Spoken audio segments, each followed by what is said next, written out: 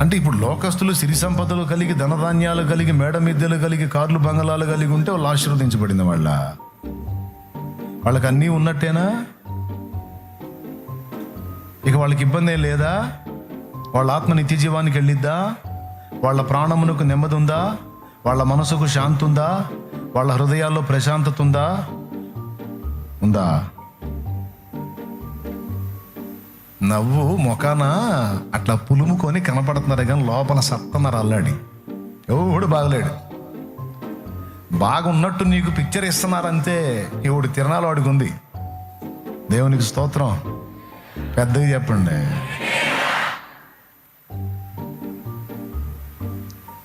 వాళ్ళు కూడా చూసే వాళ్ళకి ఆశీర్వదించబడ్డట్టు కనపడుతున్నారు. కానీ ధనధాన్యాలు, మేడ మిద్దెలు, కార్లు బంగళాలు, అధికారాలు, హోదాలు, పదవులు వెలి చూపులకు అవి ఆశీర్వాదం అలా కనపడతాయి కానీ నిజంగా అవి